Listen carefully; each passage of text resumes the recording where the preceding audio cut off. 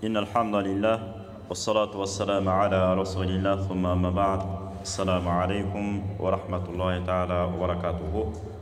Allah Teala maqtoolor bolsun, Peygamber Muhammed sallallahu aleyhi ve sellem salamlar bolsun.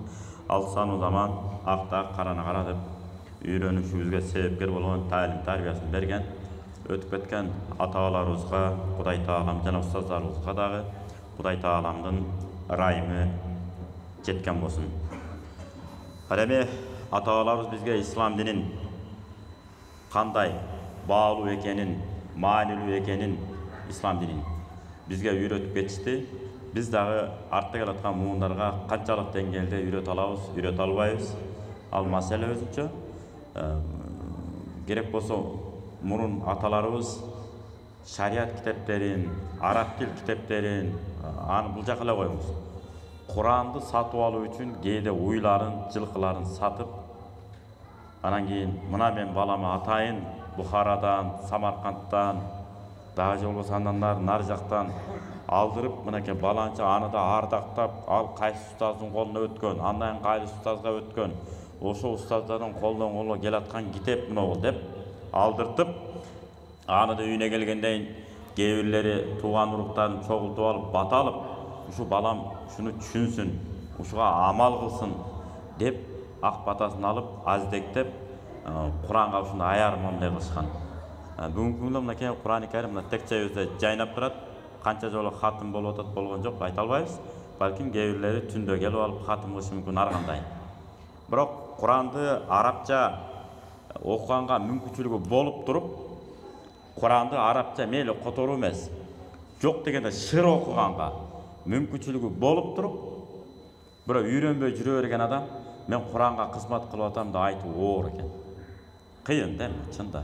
Куранды ошон үчүн арабча шыр окуган үйрөнүп алсак, жана руханий кыжалаттык, жан дүйнөнүн кыжалат болушу бүт Кудайдын буйругу менен жоюлат экен. Өзүнөн өзү адамда көрүп атасыздар, кыйкырып жиндеп кетип атышат, бакырып өкүрүп эле баягында кыжалат болуп эле бала чакасынан чыгарат, аялынан чыгарат, же болбосо аял киши күйөөсүнөн чыгарат, ушундай ар кандай окуп атпайбы? Ушунун баары алдын алуу ушу руханий азык бул Куран-ы Карим деп эсептелет биринчи. Себеби Алла Таала Куранда өзү айтып атат. Бисмиллахир-рахманир-рахим. Ала бидикриллахи татмаиннул кулуб.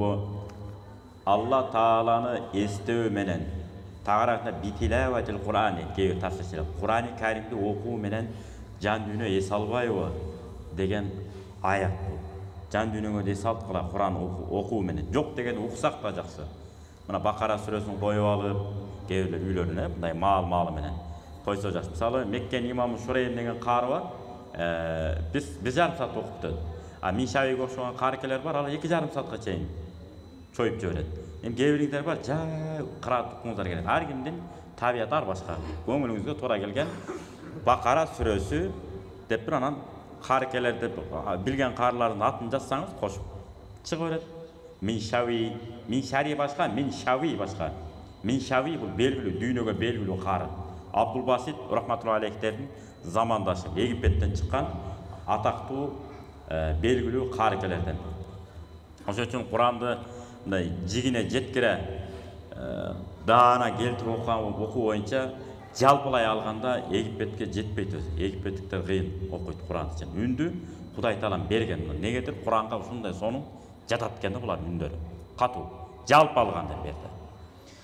Яман үстүндө калкынын саны да көп билесиздер, аларды 100 кат бүт баарын эсептегенде 110 миллион дейт. Ал эми катталган эсептегенде 100 миллион тегерегинде калпы бар. Мына ушулардын баарын айырмалап, адал арамга көңүл буруп, мынакей кичинекей балдар булар 1-2 айдын ичинде эле үйрөнүп алат экен. Кече мынакей бир ата-энелери дайындады бизге. 5 баласын, бирөө 3 баласын, бирөө 2 баласын. 1,5 айда мынакей 10 сүрөнү жаттады, 0дон баштап. Күнүнө сабак кылдык бирок. Күнүнө. Берде болсо мынакей Алла разы болсун, мынакей Зикра деген карыкебиз бар. Египетте бүтүрүп келген бул жакта 96 жылда кары болгон өзү. Анан ата-анамдан кийин бар Египетке барып окуду, белгилүү карылардан. Мынакей мечитте берип атат. Алла разы болсун. Балдарыңыздарды окутуп атасыздар. Ушинтип окута бериңиздер. Андан кийин мынакей Салиха деген эжекебиз. Мына немис тил, англис тил, жанагы арабчан да жакшы, орусчалар бар. Мындай аң сезими кене. Ошондо устазыбыз, эжекебиз мынакей мечитибизде сабак берип атат. Эжелерди, кыздарыбызды окутуп алсак, өзүбүзгө жакшы. Эртеңки күнү адал арамды ажыратканга жана болот болбойту, мына нерсе адептүүлүк, мына нерсе адепсиздик деп баарын ажыратып алган болсо, эртең Кудай буйрса, кор болбойбуз, жүзүбүз жарык болот, баары жакшы болот. Ошондуктан бүгүнкү темабыз илимдин зарылчылыгы деген темага кирели деп атабыз. Кудайым буйруса, колубуздан келишинче аракет кылабыз.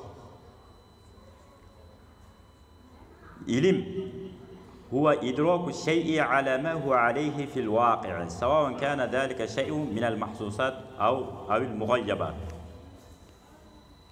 Бұл илим деген нәрсе мына учурдагы көрүп кармап билсе боло турган нерсе болсун, көрүп кармап билсе болбой турган нерсе болсун. Илим көзгө көрүнгөн, көрүнбөгөн нерселер болуп бөлүнөт да. Мына ошол нерсени аң сезим, көрөгөчтүк деген мына көрсөтүп бере албайсыз мынакей мынау деп. Ошол сыяктуу өнөр илимдери айырмасы жок. Деги эле адам баласына жашоосуна, өнүгүүсүнө пайда бере турган илимби? Демек ошону үйрөнүш керек. Шарият муну эмне кылат? Талап кылат. Мисалы, хаятун нуфус, адамдардын жашоосу, бүгүнкү күндө адам канткенде бактылуу жашайт, канткенде бактысыз болуп калышы мүмкүн. Ошонун баардыгы илим. Же болбосо жан дүйнөнүн азыгы, адамга психологически кандай моралдык деп коет бизде. Моралдык жактан эмне жардам керек? Кээ бир адамдарга бардымы кээ бир адамдарга? Сиз башкача адамсыз. Өзү негизи табиятынан айкөл адам.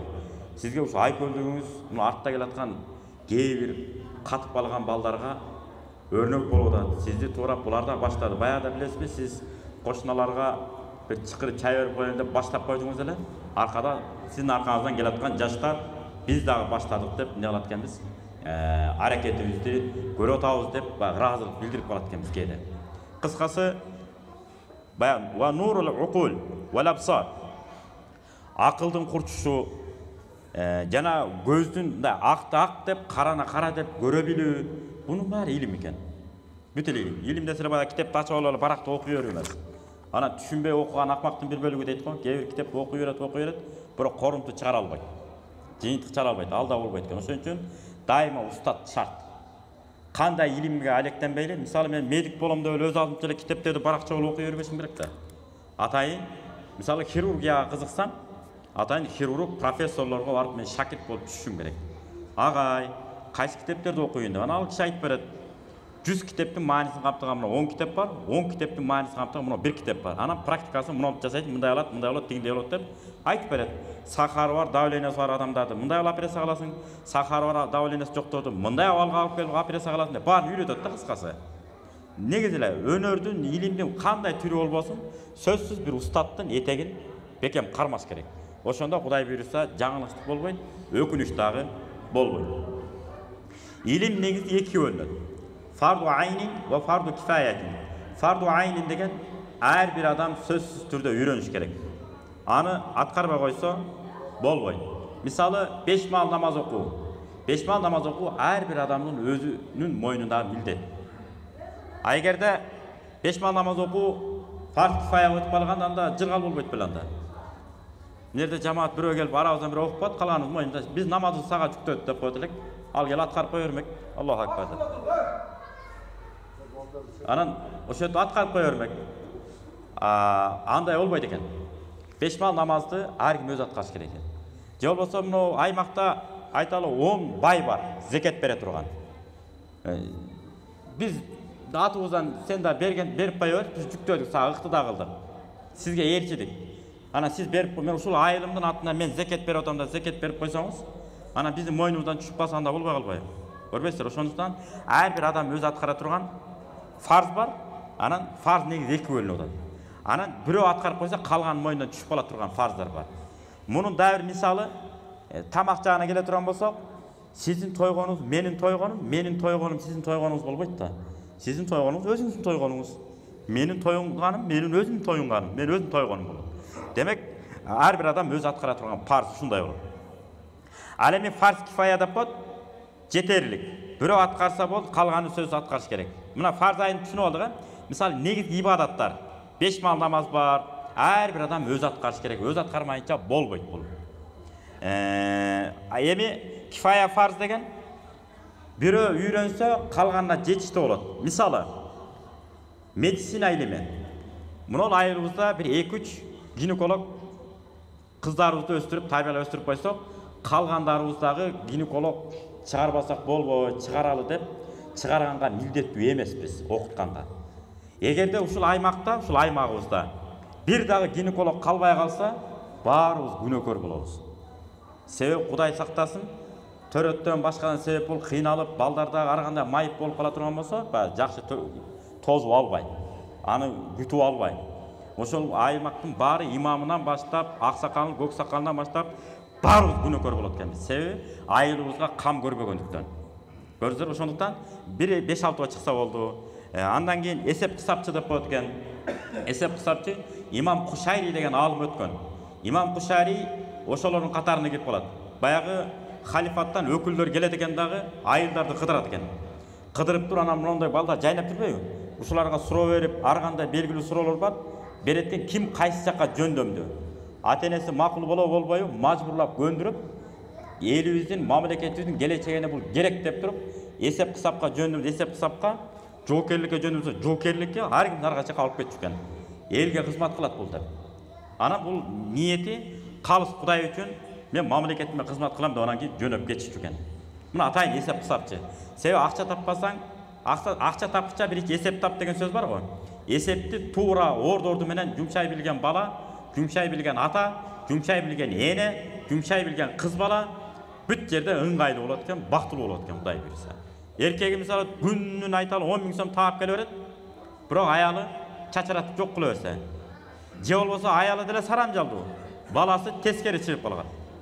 Жанагындай оюндарга кирип алган. Азыр ушундай эле көбөйбөдү, дайым айтып келебиз. Мына сотка менен казино ойногондор бар экен, бүгүнкү тил менен, көчө тили менен түшүндүргөндө. Анын оюнун аттары бар экен өздөрүнүн.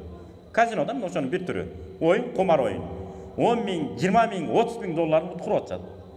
Эртең мына биздин балдарыбыз ошондой болуп калышы мүмкүн. Эгерде Курандан сабак алдырбасак, адеп ахлактан сабак алдырбасак, салт санаадан сабак алдырбасак, адабий чыгарма китептерди окутпасак, ак караны, жаман жакшыны үйрөтпөсөкчү, эртең кыйын. Ар кайсы жакты көздөй багыт алып, бизди унутта чыштап коюп, ороңдогон копол балдар чыгып калышы мүмкүн. Ва хандаса депти, мисалы инженерлик. Ушул айылдын ар бирибиз инженер болуп чыгышыбыз шарт эмес да. 5-6 инженер чыкса болду, жетет. Ошондой эле илму фалак дептир. Астрономия, күн каякта атат, күн кандай жаңылат, эмне болот, ушуну сүргөндө илим да бул дагы. Аны дагы 5-6 бала чыкса болду, калганыбызга шарт эмес. Мына ушундай. Эми бул боюнча Алла Таала Кур'ан-ы Каримде мындай дейт. Бисмиллахир-рахманир-рахим. Иннама яхшаллаха мин ибадихи ал-улама. Инналлаха азизун гафур. Садакаллахул азим. Фатир сүрөсүнүн 28-аяты. Алла Тааладан чындап корккон бул илимдүүлөр гана болот деп. Шариат илиминде өздөштүргөн, дүйнөлүк илимдеринде өздөштүргөн, өзүнө жараша, шарт муктаждыкка жараша. Тиричилик кылганга да бир өнөр кесипти үйрөнгөндөр. Анан шариат илимин терең өздөштүргөндөр. Адал арам болот болбойт. Шуну да терең өздөштүрүп. Анан өзү кайсы илимге жөндөмдү ар бир адамдын өзүнүн таланты бар. Ошол илимин да өтөрүнө чыгып, тетиги түпкү мааниси маңызына чейин, демеле жиликтей койдун жилигин 12ге мүчөлөгөндөй, илимди да мындай мүчөлөп өздөштүрүп алганда, чындап Кудайдан мына ушулар коркот дептир. Кудай Таалам өзү айтып атат. Анткени мына нерсе болот, Кудайдан коркуу деген эле мына бүжүрөп калуу эмес. Адал нерсени көрүп бир арамдыкка барып кала турган болсо коркуп кетет, бул адал да депчи. Арам нерсени кимдир бир адалга чыгарып сөйлөп, бул арам да, астагфир, бул болбойт. Чочконун этин эч качан адалдай албайсыз. Керек болсо малдын, койдун, кыргыздар карасаңыздар ар бирин ат койгон. Уйдукун жампа дейт экен. Койдукун коргол дейт. Ушундай да, коргол дейт. Уйдукун жампа, коргол. Анан жалпылай малдыкын, жаныбардын тезеги деп коет. Жагымдуу айтылат, беркиндеп айтпайт, бөө менен айтпайт. Жакшы эле маданияттуу эл болгон. Чай ичкенде уксаңыз, желкенип кетпейсиз. жакшына кайлуу болот. Мына ушундай маданияттуу эл болгон биздин ата бабалар. Экинчиден кийинки сүрөдө аятта келиптир. Мужадала сүрөсүнүн 11-аятында Бисмиллахир-рахманир-рахим. Ярфа'иллахуллазина аману минкум валлазина утул илма даражат валлаху бима та'малуна хабир. Садакаллахул азим. Илимди алган ыймандуулар, эгерде кимиңер илимди Кудай үчүн жан талашып аракеттип окуган болсоңор, Кудай Таалам силер күтпөгөн араб тил грамматикасында накара деп коет, белгисиз. Эч ким белгилей албайт. Мына жерге чейин, ана мына жерге чейин деп. Жок. Өзүңөр күтпөгөн, ойлоп көрбөгөн бир эле даража эмес. Бир нече даражаларга чейин сени Кудай Таалам эмне кыла берет? Көтөрө берет. Илимди алып, амал кылып, илимди алып, амал кылып, илимди алып, амал кылып кете берсеңиз деп атат. Мына Кур'ан-ы Карим. Ошон үчүн биз илимди алышыбыз керек. Амал кылышы. Илимди канча терең окуган сайын мөмөлүү дара ийилгендей жөнөкөйлүккө мындай доступный деп коет го баягыда, ачык. Койчусунан баштап тиги жогорку кызматка чейин иштеген адамдарга сиз доступный, ыңгайлуу болушуңуз керек экен да, илим адамы. Ким болсун сизден пайдаланып кете берсин. Койчусу болобу, уйчусу болобу, багбаны болобу, ишкери болобу, врачы болобу, мугалим болобу, айырмасы жок. Сизден илим алам, мына нерседен сурайын дедим эле, шариятта болбой десе, сиз ошого ыңгайлуу болушуңуз керек экен. Ана жанагы пингвиге окшош, мына парпайып калбаш керек экен. Муну пингви деп коет. Пингвини билесиздерби, мына майпаң деп коет го мында. Мына тей баскандары башкача мындай. Мыйтың тыйтың деп. Ошон үчүн биздин аталарыбыз ат минген, эркекче кыймылдаткан, эркекче бастырган, майпыңдаган кереги жок. Ошон үчүн Hazreti Umar radıyallahu anh aytkanda ar-rahatu uqlatun. Aşıkça rahatqa berilip izlenip ketүү uqlatun bu kişendelip kalуу деп түшүндүргөн. Адам ошол напсисинин кулу болуп калат деген сөз. Wa iyyakum was-samana. Бай, өтө толуп кеткенден де этият болгула. Өтө толуп кеткенден этият болгула. Ошо сени бүт нерсеге алып барат. Уйкуңду көйдөт, башка алат. Эми табиятынан толук болгон адамдар бар, эми андан кечирим сурайбыз. Ал эчтеке алардын курсагынан айланышыбыз керек. Анан атайлап кечсин жеп ичип, мына бакты чоңойтуп алгандар бар го, бул коркунучтуу экен. Бут кийимди кие албай жүрө бересиң. Кыйын да, эңкейип бут кийим кийиш. Ошон үчүн бул бакты бир аз азайтып, кичине курсакты кыймылдап, малга чөпкө салып, анан тамакты да иреттеп, кечкисин баягы кыргыз айтат экен. Эртеменки тамагыңды өзүң же. Түшкү тамагыңды бөлүшүп же. Анан кечки тамагыңды душманыңа бер дейт.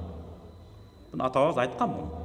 Ошондой кылып, ана жок кыргыз кечинде эт жемейинче болбойт да деп эле жыргап тамакты жакшы көргөндөрчү. Анын кереги жок. Ошон үчүн кечкисин бир аз контролдоп, кичине адам өз напсисин кичине тыйып, жеш керек тамакты. Эртеменкисин жеңиз, түшкүсүн жеңиз ушундай. Шарият ушундай экен. Пайгамбар Muhammed aleyhisselam'ın hadisi İmam Bukhari, İmam Müslim rivayet kılgan. Men yuridillahu bihi hayran yufaqqihu fid-din. Kimge Huday Taalam jakşılık kaalap koygan bolsa, din iliminde anı tereң түшүнө турган адам кылып коет депти. Мисалы, жеңи жок атабыз. Алдына эч кимди ат салдырган эмес. Эч кимди. 7 жыл медреседе окуган. Шарият илими терең болгон. Ошон үчүн төккөндө ушундайынан укмуш төккөн. Мисалы, барп атабыз. Сөздөрдү куюлуштуп төгүү боюнча аябай кыйын болгон. Сөз баккан адам болгон. Бирок эл деген эл экен, күрөп сүрөп атып, жеңи жок атабызга салып берет. Макул эми төксө төп берип койгондо кичине төгүп баштаганда жеңи жок атабыз улураак деп максакалыраак. Анан шариаттын эрежелерин сурап салат. Ойноштукка баргандын өкүмү кандай болот? Шариатта канча фарз бар, канча важип бар, сүннөт бар деген сыяктуу шариат эрежелерин таштаганда барпакын атабыз турага бак сөз жетим өскөн да. Тура калып кечирим сурап, мен сизге шакирт түшөйүн деп анан кечирим сурай берген экен. Анан эми кээ бир аша чай беребиз, эми аша чай эпостош турган кереги жок. Комусу чертип отуруп анан кийин жеңи тытылып кеткен экен, анан антып кеткен, эми антып жомоктотпош керек. Илгерки киши эмес да. Кечеги киши бир кылымдан нарак берет, жеңи жок атабыз. Бул суфи болгон. Эшан болгон. Суфи деп коет го, эшан калпа деп коет илгери. Ошо Ешен Калпадагы мына бүгүнкү күндү Арчабекте да бар ошолор. Чапанды кийгенде кыска мынерге чейин кийет. Билесиң, булар бай илгерки Ешандар экен дейсиң. Дайыма зикир менен жүрөт, даарат менен жүрөт, түндө тахажжудун калтырбайт, жыландын, кумурсканын көңүлүн оорутпайт. Адамды бияка коюңуз. Чымынга да тийишпейт, көчөдө учуп бараткан чымынга. Үйгө кирип бетиңизди коронсо аны чабып өлтүрүшү мүмкүн. Бирок көчөдөгү чымынга тийишпейт. Таза суфизм. Суфи деген тунук деген сөз. Такыбалыкты таза карманам деп. Мына ошо жеңи жок атабыз суфизмди да карманган. Да жеңи жок мындай чапан кийген. Ошон үчүн улуу адамдар илгери азыр көзөпкө да атпайбы, айтышат, мынтип тике карап айтышып атпайбыз. Акими келеби, губернатор келеби, ким болсун, тең атада айтышып атпайбызбы? Сен токтосоң, токто сен депчи. Кыйкырып туура эмес да бул. Өзүбүз сыйлашыбыз керек экен. Ал убакта карасаңыз, жеңи жок атабыздын атын айтпай, өтө көкө болуу депчи, өтө аке деп өктө дебей. Жеңи жок деп эркелетип тергеп коюшкан. Жеңи жок ата келет, абам келет, чоң атам келет деп коебуз го биз. Сый да бул, келип эле сый. Мына ошондой улуу инсандарыбыз өткөн. Мына сууну боюнча деле айтып атпайбы? Агып жаткан аккан суу, тешип суу, ар нерсени тазалап кетип аткан аккан суу деп Алла Тааланын кудуретин мактап атат кайра эле. Жакшылап көңүл бурсак, аккан суу ырын. Башынан аяғына чейин. Алла разы болсун, мына давачы туугандар айда келтиресиздер го, мына жалбырак, сулбурактан эчтеке калбайт. Жараткан Алла Таала деп. Ушуну эле башкача форматта кылып, жеңи жок атабыз келтирген. Сууну эле. Даракка кирсе билбейм, аны да канча күн айтат эле. Аны да сокмо. Мына ошондой элбиз. Сөз баккан элбиз. Караңгы эл эмеспиз. Ошого Кудайым буйруса, бизди илим, билимдүү жана сырттан келип атат туристтер. Ушу туристтер дагы биздин элден таң калыш керек. Ой келди түкүрүнүп, көрүнгөн жерге бурулуп туруп, мында какын түкүрүнүп, кете бербеген эл болбошубуз керек. Анткени пайгамбар Мухаммад алейхиссалам айткан, жерге түкүргөндөн көрөк кийимиңдин ичине түкүр дагы, ич жагына, сыртына эмес, ич жагына. Ана митипти укалап кой дейт. Ичине жайышып сиңишип кетсин дейт. Андай эле мындай бери келип алган болсо да болот. Келбесе ошо жайына коюп кое бериңиз. Дарат алганда бар ошондон нары эмне кылат экенбиз, жок кылат экенбиз. Эч качан түкүрбөш керек экен көчөдө. Адамдар баскан жерде, көпчүлүк жүргөн жерде түкүрүнбөйт экенбиз. Керек болсо колдонуп аткан мисвагыбызды да бекитип колдонот экенбиз. Бир да риваят жок, пайгамбарыбыз мынтип жүрчү анан элдин көзүнчө мындай болчу деп бүт бекитет экенбиз. Адамдар жийиркенген нерсени кылбайт экенбиз, мисалы. Ушунчалык пайгамбарыбыз эмне кылган? Адамдарды карап сүйлөгөндө да жийиркенбей. Ошон үчүн айтат да пайгамбарыбыз. Эгерде менин үммөтүмө кыйын болбогондо, 5 мал сайын намаз сайын тишин тазалап турганды, мисвак менен тазалап турганда буйруп элем дейт. Анта албайсың арда дейт. Карабайсызбы? Ошон үчүн жок дегенде тамак жеген сайын мисвактап тазалап коюш керек экен. Тишибиз бекем болот, жагымсыз жыттар чыкпайт экен. Вакыт соңуна чыгып калды. Ошон үчүн бизди Кудай Таалам дин илиминде терең түшүнө тургандардан кылсын. Жана ошондой эле пайгамбар Мухаммад алейхиссалам хадистерде айткандай, ушу менен сөзүмдү жыйынтыктайын. Ла хасада илля фиснатайн. Эки нерседе кызгануу болот. Биринчиси, рajulun ataahu Allahu malan fasallatahu ala halakatihi fil haqqi. Bir кишиге Кудай Таалам байлыкты берип койгон, материалдык байлыкты. Ошол байлыкты элге, журтка, тиешелүү жерге, көрүнгөн жерге эмес, пайдалуу жактарга, көпүрө салабы, мектеп салабы, эмне салабы, диний окуу жай салабы, мамлекеттик окуу жай салабы иш кылып, элди өнүктүрүүгө. Ошондой пайдалуу жакка жумшайт. Алла, ушул байдай болуп, мен дагы кайрымдуулук, жарактуу, жарамдуу иштер жасасам деп Кудайдан сурансак болот экен. Эмнеге мен анта албайм деп. Экинчиси, Кудай Таалам бир адамга илим байлыгын берип койгон. Эмне үчүн мен ушул аалымдай болуп, мен дагы элге илим билим тарата албайм. Ошон үчүн мага да илим бер деп Кудайдан суранышыбыз керек экен. Амин. Алла Таала элибизден журтубуздун ушу мечитте отургандарыбызды экиге бөлүп койгон болсун. Же илимдүү аалымдардан кылсын, же материалдык кайрымдуулук кылгандардан кылган болсун. Күнөө иштерди жасамак турсун, ойлонгонго дагы күнөө иштерди жана ютубка окшогон нерселерге калтырбаганга Кудайым сактасын. Ошого түшүнүк берсин. Ахиретке барганда бетибизге көрсөтөт экен. Мына комментарийди сен жазгансың го депчи. Ошондо бетибизге чабылып калбасын. Ошондон Кудайым эки дүйнө шермендесинде сактасын, ар кандай күнөө иш жасоодон сактасын. Мамлекетте кызматта айыл өкмөтүнөн чейин баштап башкы мамлекет башчыларыбызга чейин Кудай Таалам илхам берсин, оомат берсин, дөөлөт берсин, ийгилик берсин, ыйман ынсаптарында бекемдеген болсун. Валхамдулиллахи роббил аламин. Амин. Аллаху акбар. Ассаламу алейкум ва рахматуллахи ва баракатух.